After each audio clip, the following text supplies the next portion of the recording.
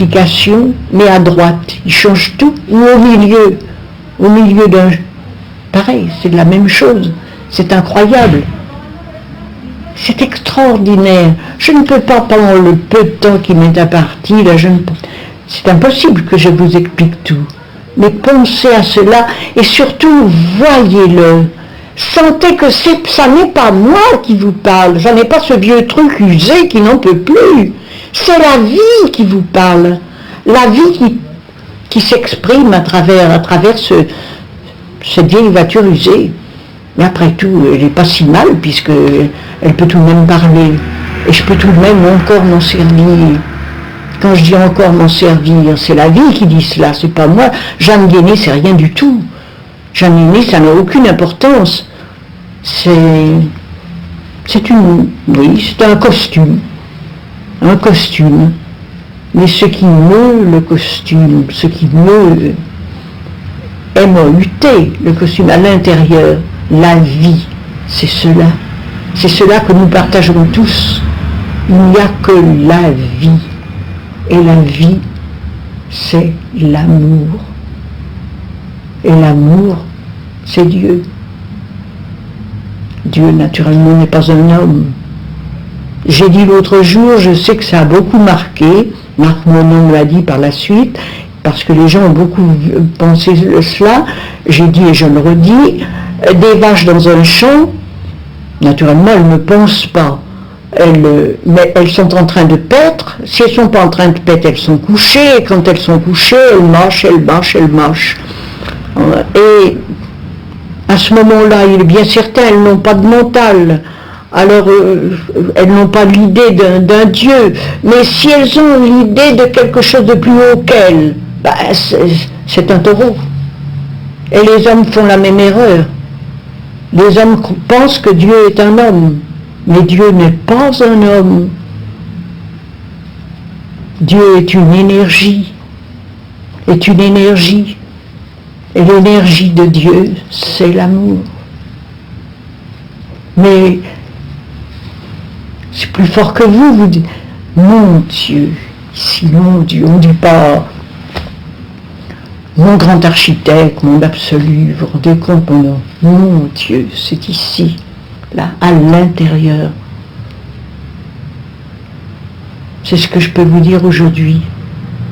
Je vous le dis avec toute la force qui est capable de traverser cette vieille voiture qui se met bien à son service. J'ai encore énormément de choses à vous dire. Vous avez vu toutes ces pierres, là. Ces pierres qui ont 4 milliards et demi d'années, qui viennent de la planète. C'est merveilleux. Regardez celle-ci, qui à force d'être restée à toutes les couches qui sont là, même elles commencent même à devenir des pierres précieuses.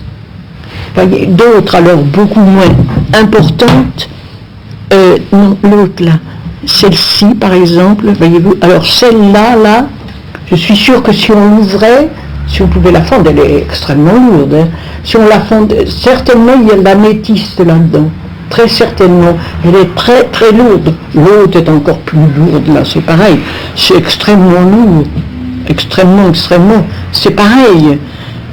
Alors les vibrations sont à une vitesse là-dedans, à une vitesse extraordinaire.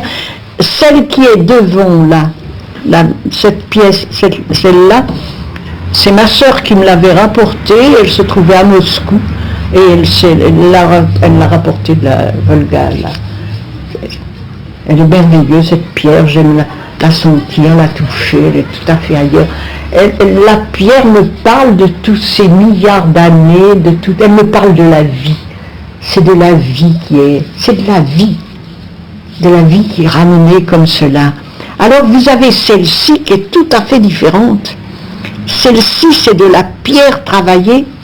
Ma fille s'appelle Gauthier Villard, des éditions scientifiques Gauthier Villard, et naturellement, c'est Janine Gauthier Villard, et ma petite fille, Sophie Gauthier Villard. Ma petite fille a fait les beaux-arts, et elle est professeure de plastique à l'école de Paris. Eh bien, cela, quand la maison de Gauthier-Villard a été vendue finalement. Après, Maxwell, l'anglais, l'avait acheté, puis finalement Maxwell s'est suicidé, enfin il a fait faillite, ça a été racheté, etc. Quand ça a été vendu, on a dans les sous-sols, on a fait des recherches. Et c'est dans la crypte ça.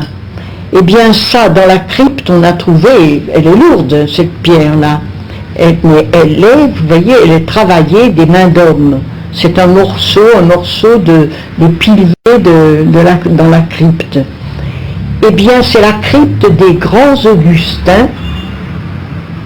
C'est le boulevard des Grands Augustins, mais c'est la crypte des Grands Augustins où il y avait, à l'époque, au XVe siècle, le couvent des Grands Augustins et l'ordre des Grands Augustins du Canada. Ils sont repartis au Canada et aujourd'hui, c'est la CGT. Regardez qui a ses bureaux. C'est assez extraordinaire quand on réfléchit. Mais peu importe. L'homme est un paradoxe, tout sur Terre est un paradoxe, et obligatoirement, il y a tout ce qu'on aime et tout ce qu'on déteste. Et un jour, il m'est arrivé de voir, mais vraiment de le comprendre avec mon corps, et non pas de le comprendre avec mon intellect. Avec mon corps, je suis double, je suis deux. J'aime tout ce que je déteste et je déteste tout ce que j'aime. Les deux choses sont là. Je suis un paradoxe. C'est extraordinaire. Et en même temps, une joie m'habite. Parce que si je le vois, si je vois que je suis deux, il faut bien qu'il y ait un troisième pour le voir. Donc il y a un troisième pour le voir, toujours sous le chiffre 3, vous vous rendez compte? Dans n'importe quoi, 3 directions. La physique, la direction physique, la direction émotionnelle et la direction intellectuelle. Toujours 3 directions pour n'importe quoi, toujours 3 formes, toujours 3... on ne peut pas faire autrement. Et en même temps, chacune de ces 3 choses se divise en 7. J'ai 5 sens, mais il y a les 2 sens supérieurs. Le centre émotionnel supérieur, nous dit Gurdjieff, et le sens intellectuel supérieur, alors là qui va très très loin, qui dépasse de beaucoup le soleil. L'homme est un être solaire, est une créature solaire, alors que malheureusement, pour le moment, il n'est qu'une créature lunaire, comme les animaux. Il appartient à la lune se nourrit de l'homme. Et Gurdjieff avait cette formule terrible. Vous voulez être mangé par qui? Par la lune ou par le soleil? Alors naturellement, tout le monde disait, par le soleil. Ben oui, mais alors il faut travailler. Sinon, c'est la lune. Parce que la lune grossit, la lune mange, elle en a besoin aussi de grossir. Elle sera après une petite planète. Et puis notre planète un jour, si on ne la détruit pas, si vraiment l'homme n'arrive pas à détruire, eh bien finalement elle sera un soleil, et puis le soleil sera une galaxie, etc. C'est extraordinaire. La vie ne peut pas mourir. Je n'oppose pas la vie à la mort, j'oppose la naissance à la mort. C'est tout à fait différent.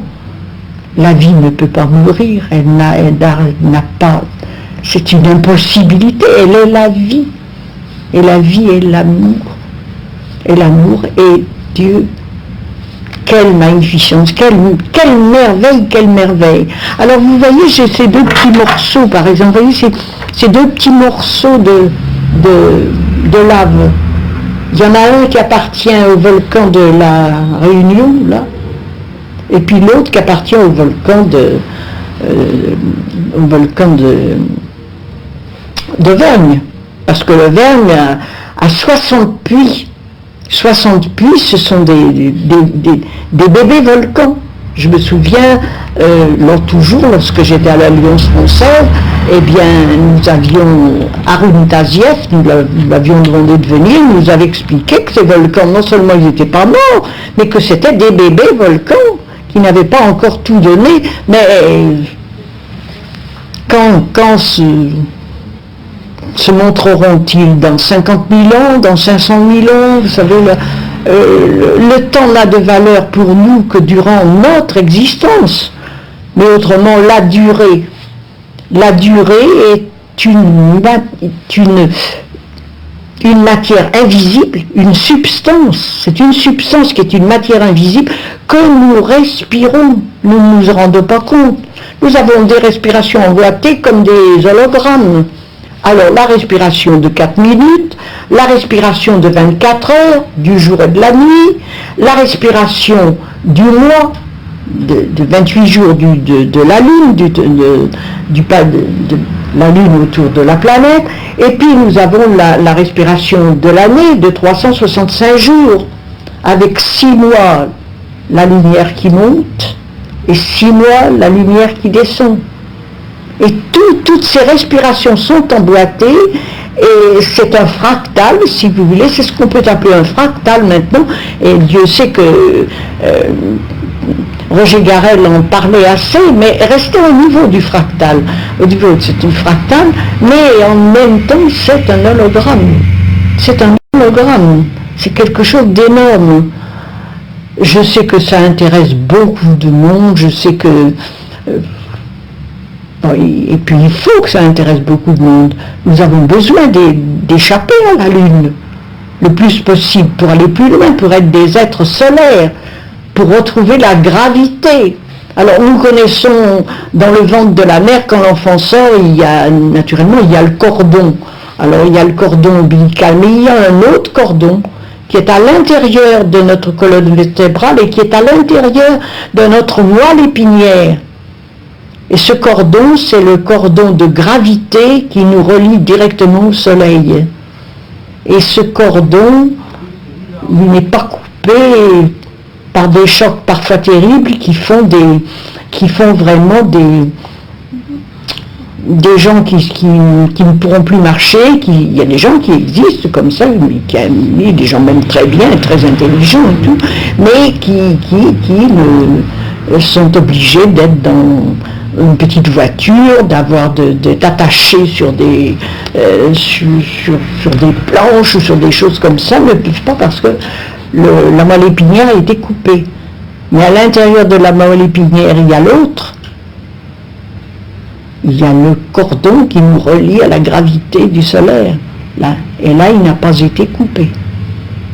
Il n'a pas été coupé.